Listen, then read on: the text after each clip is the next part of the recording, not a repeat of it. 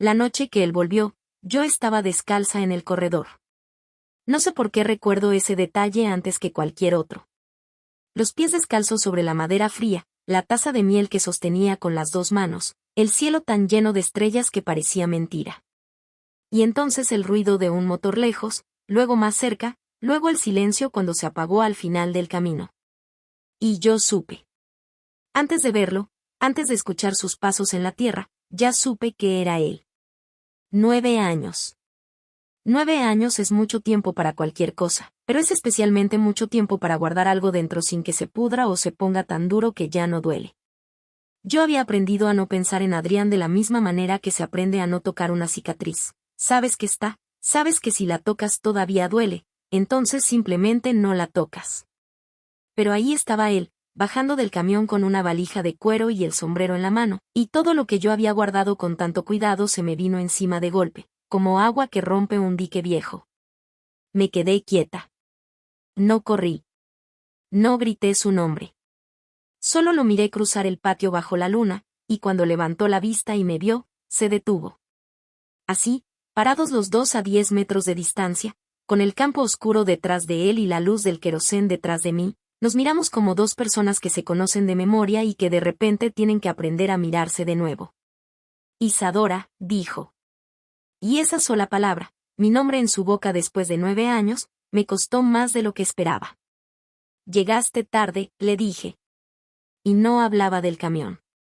Él lo supo. Lo vi en la manera en que inclinó la cabeza, ese gesto suyo de siempre que no había cambiado aunque todo lo demás sí. Lo sé, dijo.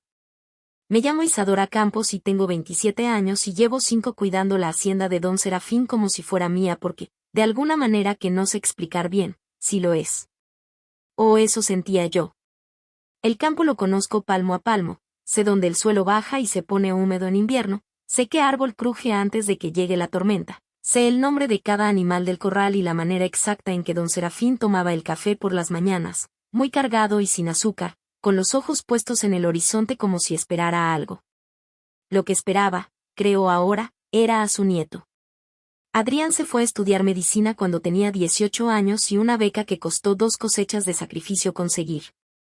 Don Serafín me lo contó así, con esas palabras exactas, una tarde que estábamos sentados en el corredor y el viejo estaba de esas memorias suyas.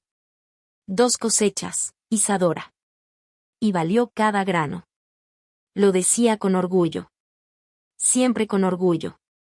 Pero yo había aprendido a leer las cosas que don Serafín no decía, y lo que no decía era que extrañaba a su nieto con una intensidad que a un hombre de su carácter le resultaba difícil demostrar. Las cartas llegaban cada 2 o 3 meses. Don Serafín me las leía en voz alta a veces, sentado a la mesa de la cocina con los lentes sobre la nariz.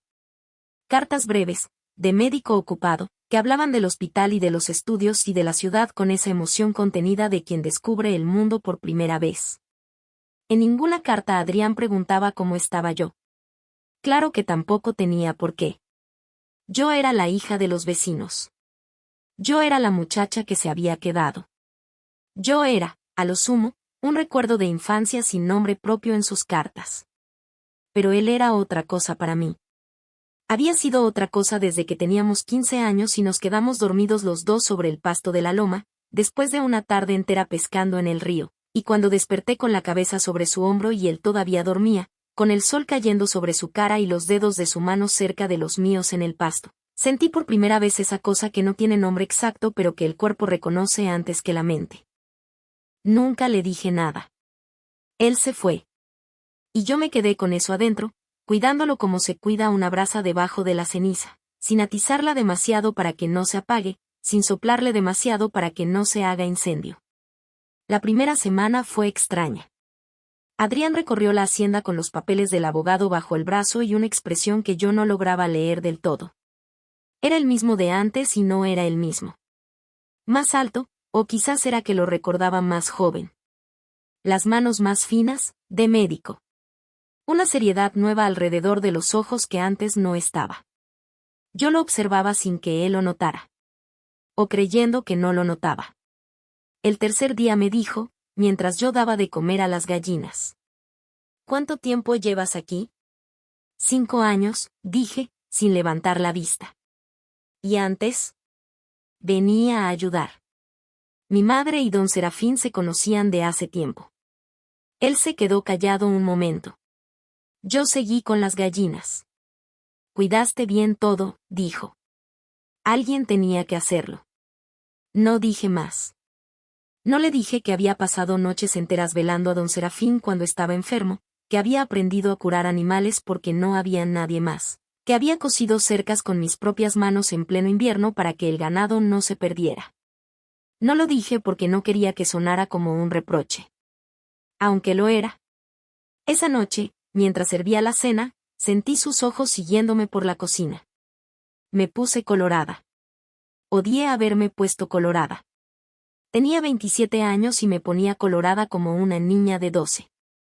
¿Qué vas a hacer?, le pregunté, porque era mejor hablar que seguir callada con ese calor en la cara. Todavía no sé, dijo él. Tienes 30 días. Herrera fue claro. Lo sé. Don Abundio Ferrer quiere comprarlo. Tiene la oferta más alta. Adrián levantó la vista del plato. ¿Y tú qué opinas de Ferrer?, me sorprendió que preguntara. Me quedé quieta un momento. Opino que don Serafín lo echó 2 veces de esta hacienda, dije. Y que los viejos saben cosas que nosotros todavía no entendemos. Adrián me miró un momento largo. Luego volvió al plato. ¿Hay otro comprador? Hay otra posibilidad, dije. Pero requiere que te quedes. Silencio. Eso es lo que no sé si puedo hacer, dijo él, con una honestidad que no esperaba y que me dolió de una manera que tampoco esperaba. Recogí los platos. Me fui a la cocina. Y ahí, sola, con el ruido del campo afuera y el olor a leña del fogón, me permití un momento de aquello que no me permito casi nunca, sentir lo que realmente sentía. Que quería que se quedara. No por la hacienda. No por don Serafín. Por mí. El día 8 llegó la carta. Era del hospital de la ciudad. Yo la recibí porque fui yo quien fue al pueblo ese día a buscar las cosas. La vi con el nombre de Adrián en el sobre y sentí algo frío en el pecho sin saber por qué, como cuando la piel adivina el cambio de tiempo antes de que llegue. Se la di sin decir nada.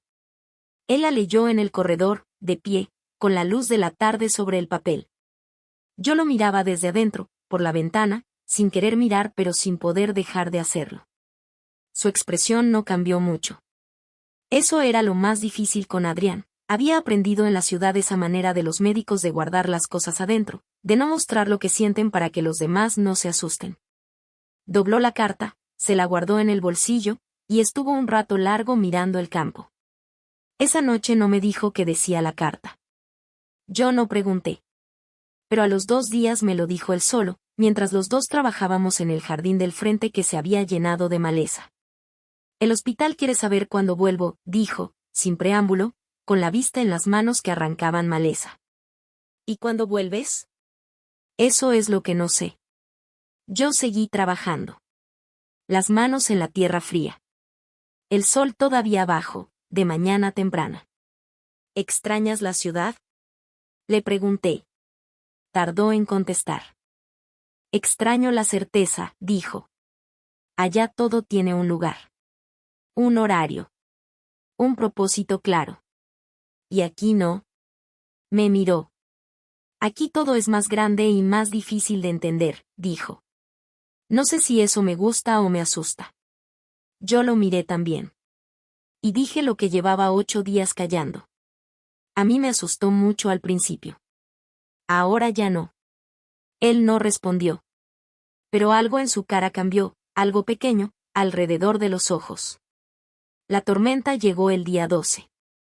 Empezó de tarde, con ese cielo verde amarillo que en el campo se aprende a respetar. Yo saqué los animales del corral de afuera y los metí adentro antes de que llegara el agua, y cuando llegó, llegó con todo, el trueno y el relámpago y el viento que sacudía los árboles como si fueran pasto. Adrián me ayudó. Sin que yo le pidiera, sin preguntar qué hacer, siguió mis indicaciones con esa manera suya de aprender rápido que siempre había tenido. Los dos bajo la lluvia, empapados, cerrando puertas, asegurando lo que podía volar, gritándonos por encima del ruido del viento para coordinar. cuando por fin entramos, la tormenta estaba en su punto más alto. Nos quedamos parados en la cocina, chorreando agua sobre el piso de tierra, escuchando el estruendo afuera. Yo me reí. No pude evitarlo. Era ridículo, dos adultos empapados hasta los huesos en medio de la noche. Adrián me miró con esa expresión entre sorprendida y aliviada, y se rió también. Y fue en ese momento, en ese instante exacto en que nos reímos los dos juntos por primera vez en 9 años, que sentí que algo entre nosotros se movía. Como una puerta que cruje cuando el viento la empuja, que todavía no se abre pero que ya no está quieta. Eras igual de rápida de niña, dijo él, secándose la cara con la mano. Tú eras más lento, dije. Era el más pequeño del grupo. Eras el más terco del grupo. Que no es lo mismo. Él sonrió. Y yo tuve que darme vuelta hacia el fogón para que no me viera la cara. Lo que pasó el día 15 fue culpa del río. Había crecido con la tormenta, como siempre crecía, y la pasarela de madera que usábamos para cruzar al potrero del otro lado estaba debajo del agua. Yo lo supe esa mañana cuando fui a ver, y supe también que el potrero se iba a inundar si no abríamos la compuerta del canal antes de que el agua subiera más. Fui sola. Eso fue mi error, o mi orgullo, o las dos cosas juntas. El fondo del camino estaba blando y en un punto se dio bajo mis pies y caí de rodilla, y cuando quise pararme el tobillo no respondió bien y el dolor me dobló el cuerpo hacia adelante. No era roto, eso lo supe de inmediato, pero sí torcido, y el camino hasta la compuerta todavía estaba lejos. Estaba evaluando cómo seguir cuando escuché sus pasos detrás. Te vi salir, dijo Adrián, llegando con una linterna. ¿Qué pasó? El tobillo. No es nada serio. Se agachó sin pedirme permiso y me tomó el pie con las manos de médico, palpando con una precisión rápida y cuidadosa que me dejó sin palabras. No está roto, dijo. Ya sé que no está roto. Pero tampoco vas a caminar bien en un rato. Levantó la vista. ¿A dónde ibas? A la compuerta del canal. Si no la abrimos antes de que suba el río, el potrero se inunda y perdemos el pasto de invierno. Él miró hacia el camino, hacia la oscuridad y el barro. Dime cómo se hace, dijo. Adrián. Dime cómo se hace, Isadora. Nadie me decía mi nombre completo casi nunca. Mi madre me decía Isa. Don Serafín me decía muchacha. Pero Adrián siempre, desde niños, había dicho Isadora, con todas las sílabas, como si el nombre fuera importante y valiera la pena decirlo entero. Le expliqué. Él fue. Solo, con la linterna y el barro hasta las rodillas, en medio de la noche después de la tormenta. Tardó casi 1 hora. Yo me quedé sentada donde estaba, con el tobillo apoyado sobre una raíz y el frío de la madrugada entrándome por la ropa mojada, y esperé. Y mientras esperaba pensé cosas que no me convenía pensar. Pensé en lo fácil que había sido moverse con él esa noche. Lo fácil que era entenderse sin demasiadas palabras. La manera en que él había seguido mis indicaciones sin cuestionar mi autoridad sobre ese campo que era mío mucho más que de él, sin esa condescendencia que a veces tienen los hombres de ciudad cuando están en territorio que no conocen. Pensé en sus manos tomando mi tobillo. Cuando volvió, con la ropa cubierta de barro y una expresión de cansancio satisfecho, se sentó en el suelo a mi lado y dijo. Hecho. Gracias, dije. ¿Puedes caminar? Sí. Pero no me levanté enseguida. Y él tampoco se levantó. Los dos sentados en el camino de tierra, en la madrugada fría, con el ruido del río crecido a lo lejos. ¿Por qué te quedaste? Me preguntó de repente. ¿En la hacienda? Acá. En el campo. Cuando todos se fueron. Me tomé un momento antes de responder. Porque aquí sabía quién era, dije al fin. En otro lugar habría tenido que aprenderlo de nuevo. Y no tenía ganas. Él asintió despacio, mirando la oscuridad. Yo me fui por lo mismo, dijo. Porque en otro lugar podía ser quien quería ser. ¿Y quién quería ser? Silencio largo. No lo sé todavía, dijo. Eso es lo que me asusta. Yo lo miré. Él tenía los ojos puestos en el cielo, en las estrellas que empezaban a aparecer después de la tormenta, y tenía esa expresión de los hombres cuando están siendo honestos consigo mismos por primera vez en mucho tiempo. «Tienes 30 años», le dije, suave. «Todavía hay tiempo». Me miró. «¿Tú ya lo sabes?» «Yo sé que soy de este campo», dije. «Eso me alcanza por ahora». El día 18 fue cuando todo se complicó. Llegaron 2 hombres que no conocía a caballo, por el camino del norte. Se quedaron en la entrada y pidieron hablar con el nuevo dueño. Yo les dije que no había nuevo dueño todavía. Ellos dijeron que trabajaban para don Abundio Ferrer y que venían a hacer una inspección preliminar de la propiedad, porque el señor Ferrer daba por hecho el acuerdo. Yo le cerré la reja en la cara. Cuando Adrián llegó del pueblo, donde había ido a ver a Herrera, le conté. Lo vi apretar la mandíbula. «¿Ferrer da por hecho el acuerdo?», repitió. «Eso dijeron». Herrera no me dijo nada de eso. Herrera trabaja para quien le paga más, dije. Siempre lo supo todo el pueblo. Don Serafín no le tenía confianza, pero era el único abogado a 4 horas de aquí. Adrián se sentó a la mesa. Tenía esa expresión nueva, la del médico que recibe información que no esperaba y necesita reorganizar lo que sabe. «Hay otra opción», dije. Me senté frente a él. «Don Cipriano Aldama». «Aldama». Mi abuelo lo mencionó en una carta, hace años. Son amigos de toda la vida. Aldama tiene dinero y no quiere administrar. Si le presentas un proyecto serio, puede que avale la deuda con el banco. Tú te quedas a cargo, pagas en cuotas, la hacienda sigue siendo tuya. Él me miraba. «Tú ya pensaste todo esto», dijo. «Llevo semanas pensándolo». «¿Por qué no me lo dijiste antes?». Respiré. «Porque tenías que llegar a esa pregunta solo», dije. «Si yo te lo ofrecía el primer día, lo ibas a rechazar. Necesitabas ver la hacienda primero. Necesitabas recordar qué es esto». Un silencio. «¿Y qué es esto?», preguntó él, en voz baja. Lo miré directamente. «Es lo único que te queda de tu abuelo», dije. «Y es más de lo que crees». Fueron 3 días difíciles. Adrián fue a ver a Aldama solo. Yo me quedé en la hacienda, cuidándolo de siempre, tratando de no pensar demasiado. Esos 3 días fueron los más largos que recuerdo. No porque tuviera miedo de la respuesta de Aldama, sino porque en esos 3 días, sola, me di cuenta de algo que había estado evitando mirar de frente. Que si Adrián se iba, esta vez iba a doler diferente. La primera vez que se fue yo tenía 18 años y era una pena de adolescente, grande y real pero sin forma clara todavía. Ahora tenía 27 y lo había visto caminar este campo conmigo, lo había visto bajo la lluvia y en la madrugada fría y en la luz del querosén de la cocina, y era una pena distinta. Era la pena de lo que casi fue y no llegó a ser. La noche del tercer día no pude dormir. Me levanté antes del amanecer, me hice un té, me senté en el corredor. El campo estaba oscuro y quieto. Las estrellas bajas, de madrugada, ese cielo que solo los que se levantan temprano conocen. Escuché el caballo antes de ver la luz de la linterna. Y luego él, cruzando el patio a paso lento, con el cansancio del viaje en cada movimiento. Me vio en el corredor y se detuvo. «¿No dormiste?», preguntó. «¿Y tú?». «Dormí algo en el camino». Se acercó, ató el caballo al poste, subió al corredor. «Aldama acepta». Cerré los ojos un segundo. Los abrí. «Bien», dije. Dijo que conocía tu trabajo.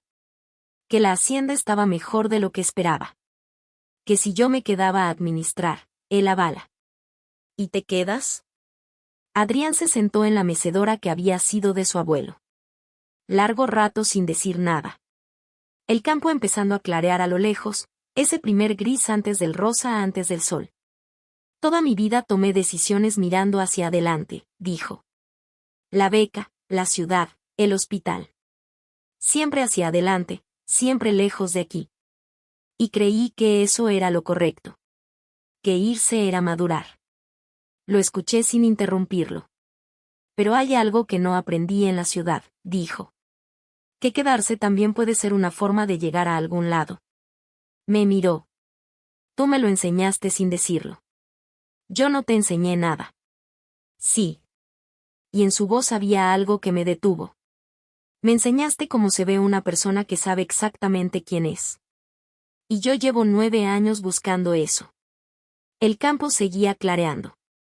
Un pájaro cantó desde algún árbol. Adrián, dije, y mi voz salió más pequeña de lo que quería. Sé lo que vas a decir, dijo él. No lo sabes. Que es demasiado pronto. Que no sabes si puedes creerme. Que no quieres que me quede por la hacienda o por mi abuelo o por cualquier otra razón que no sea la correcta. Me quedé callada. ¿Me equivoco? Preguntó. No, dije. Se levantó de la mecedora. Cruzó el corredor. Se paró frente a mí, y yo seguía sentada con la taza de té fría entre las manos y el corazón haciendo cosas que no le pedí que hiciera. Entonces te digo la razón correcta, dijo. Que cada vez que me fui de aquí, lo primero que olvidé fue la ciudad. Y lo último que olvidé fuiste tú. No dije nada. Porque no había nada que decir que no hiciera menos a lo que él acababa de decir. Puse la taza sobre la baranda. Me levanté. Y cuando lo miré de cerca, con el cielo empezando a ponerse rosa detrás de él y el campo despertando alrededor de los dos, vi en su cara eso que uno busca y teme encontrar al mismo tiempo, la verdad sin adornos. No te vayas a ir otra vez, dije. Y no era un ruego. Era una condición. No, dijo él. Y no era una promesa fácil. Era una decisión. El primer beso fue con el sabor del amanecer. Con el frío de la madrugada todavía en el aire y el sol a punto de aparecer sobre las lomas y el campo entero esperando, como llevaba esperando mucho tiempo, que dos personas que siempre habían sabido lo que sentían se dejaran por fin de tonterías y se encontraran. Pasó el tiempo. Como siempre pasa, despacio cuando es difícil, demasiado rápido cuando es bueno. Adrián se quedó. Peleó con el banco, con Herrera, con el peso de los papeles y las deudas y los plazos. Aprendió a caminar el campo de madrugada como yo. Aprendió que el suelo húmedo del lado norte no sirve para el maíz pero sí para ciertas raíces. Aprendió el nombre de todos los animales, aunque a la vaca colorada nunca le aprendió el nombre porque la vaca colorada no le tenía paciencia. Montó una salita de atención en el cuarto de herramientas del fondo, con lo poco que necesitaba, y los martes y jueves atendía a quien llegara del pueblo y de los campos vecinos. Al principio llegaban pocos, desconfiados. Después llegaban más. Las manos no mienten, y las suyas decían la verdad. Yo seguí siendo quien era. No cambié porque él se quedara, no me hice más suave ni más dura ni más nada. Solo fui más yo misma, que es lo que le pasa a uno cuando está con la persona que no le pide que sea de otra manera. Había noches en que nos sentábamos los dos en el corredor, en las mecedoras del abuelo, y mirábamos el campo sin hablar. Las noches de luna llena, con ese color de plata sobre el pasto y los árboles, eran las que más me gustaban. Adrián las descubrió tarde, como descubrió muchas cosas de aquí. Pero cuando las descubrió, las hizo suyas con la misma intensidad con que había hecho todo lo demás. Una noche de esas, ya pasado el primer año, me preguntó: ¿En qué piensas cuando estás así, callada? En Don Serafín, dije. A veces lo siento aquí todavía. En el crujido del piso, en el olor de la madera, en el campo. Como si no se hubiera ido del todo. Adrián miró hacia el campo. Yo también, dijo. Creo que sabía que esto iba a pasar. ¿El qué? Esto. Hizo un gesto vago que abarcaba el campo, la hacienda, los dos sentados en el corredor. Creo que lo sabía antes que nosotros. Los viejos saben cosas que nosotros tardamos, dije. Sí. La luna estaba alta y llena. Los grillos cantaban. Algún animal se movió en el corral con ese ruido tranquilo de las cosas que están donde deben estar. Adrián me tomó la mano en la oscuridad. Sin decir nada, sin hacer de eso algo más de lo que era. Solo la mano de él sobre la mía, cálida, en la noche fría del campo. Y yo pensé en esa muchacha de 15 años que se había despertado sobre el pasto de la loma con la cabeza en su hombro y había sentido por primera vez esa cosa sin nombre, Y pensé que esa muchacha no sabía entonces que tendría que esperar 12 años para que esa cosa encontrara su lugar. Y pensé que si ella hubiera sabido, si yo hubiera sabido, quizás habría tenido menos miedo del tiempo que pasaba. Porque el tiempo no perdona todo. Pero sí perdona algunas cosas. Y las que perdona, las devuelve enteras. Así nos quedamos esa noche, y muchas noches más, y todas las noches que vinieron después, los dos en el corredor de la hacienda que ya era de los dos, con el campo enorme y oscuro delante y el luar sobre todo, envejeciendo despacio en el único lugar del mundo donde habíamos aprendido, cada uno a su manera y en su tiempo, que quedarse es también una forma de llegar.